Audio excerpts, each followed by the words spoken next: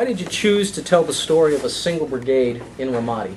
Well, it's a great question, and there's any number of units and cities and areas that you can choose for a book like this. But I thought that it was such a great representation of how the war turned in Iraq. And I think it's also helpful, while you can open your aperture and write about things in a very sweeping 30,000 view. I really wanted to get down into the micro level, focus on a smaller group of individuals and leaders, and a single unit in a single area, because I think people can relate to that more. There's been a lot written about larger policy issues, but I thought there had been less written about the brigade level and battalion level and what happened there. So I just thought it was a great example of what a single unit and individual leadership can do.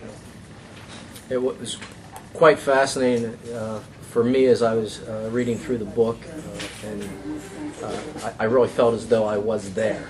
So that was great for me. In terms of the leadership, both Iraqi and American, how important, or what kind of roles would you say that they played in triggering the awakening? I think you cannot underestimate the importance of individual leadership. There's no question that conditions in the aggregate had changed in Ramadi and in Iraq in general. And that was a huge contributing factor. U.S. policy had changed a little bit. Iraqis, were tired of al-Qaeda's brutality, and so there were a lot of these conditions that changed. However, if individual Americans and individual Iraqi leaders had not made a decision at that time and that place to do what they did, and by the way, those decisions were risky. Those seem inevitable today, but they were anything but inevitable at the time.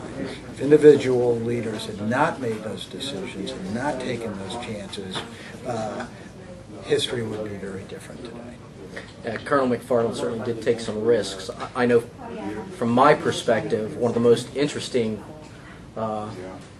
people, really a character in the book, was Sheikh Sattar.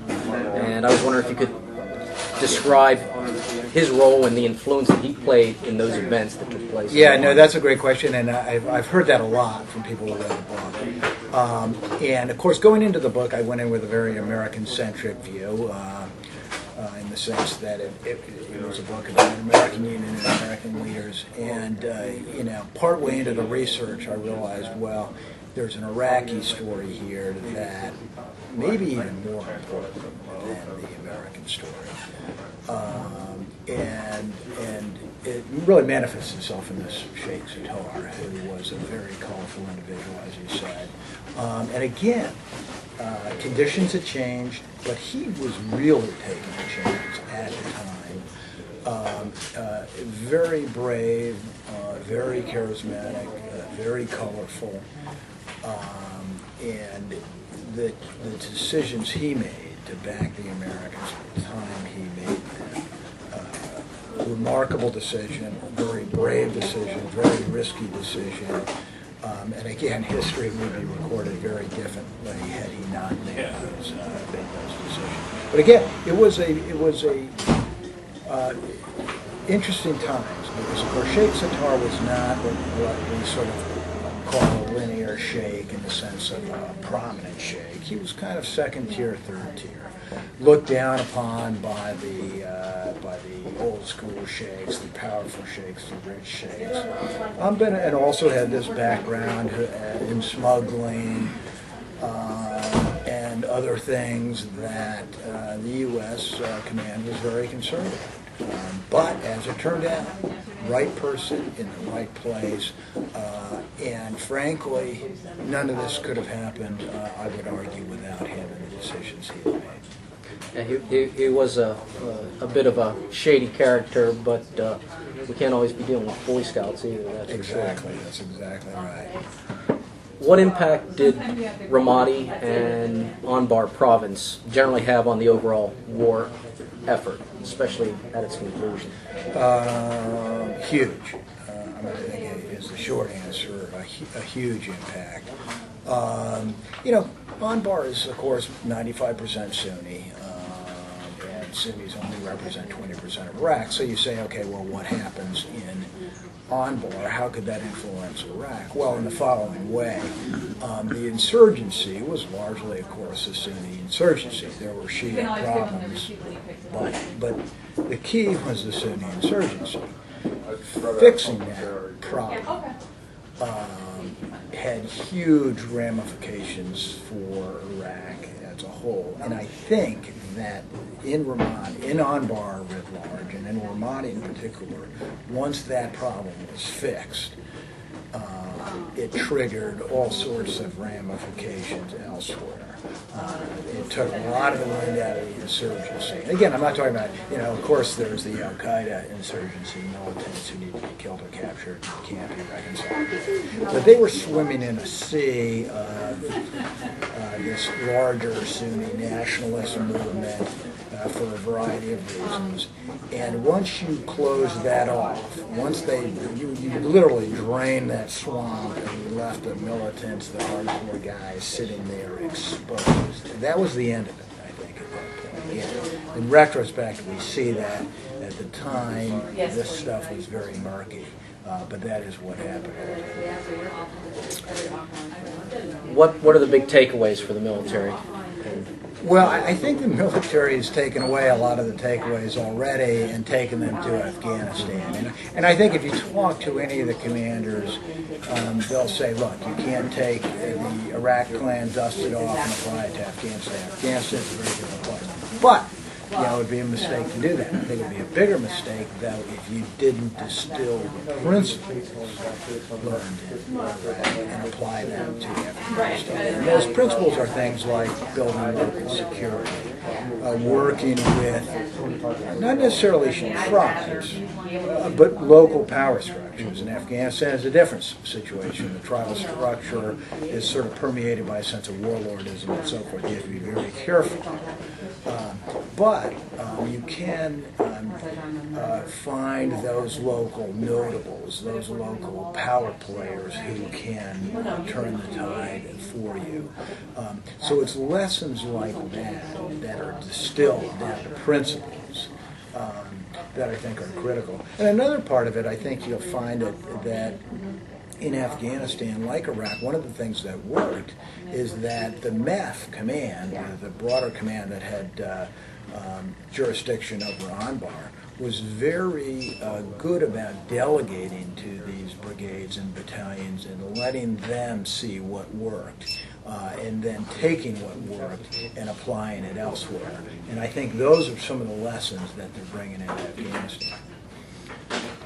How was the Army-Marine relationship in Ramadi overall? Yeah, honestly, I think ultimately it was good. I think there were some rough points. I don't think it was so much Army and Marine, though, as much as I think it was typical higher headquarters, lower headquarters. I think more than anything else.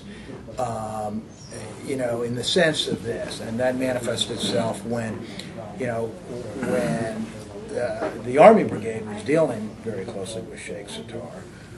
There were a lot of concerns from higher up, MEF, 1st Marine Expeditionary Force, and those concerns were legitimate concerns. Those concerns being, okay, wait a minute, Sheikh Sattar, as he grows in prominence, threatens what we, MEF, are doing, which is build up a civilian leadership, democracy in Anbar.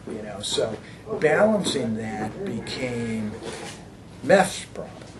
The brigade looked at it from their more narrow perspective. Well, wait a minute, this guy can produce results today, and very important results, and MEF had to look at it and say, yeah, but at what cost down the road, at what cost to them?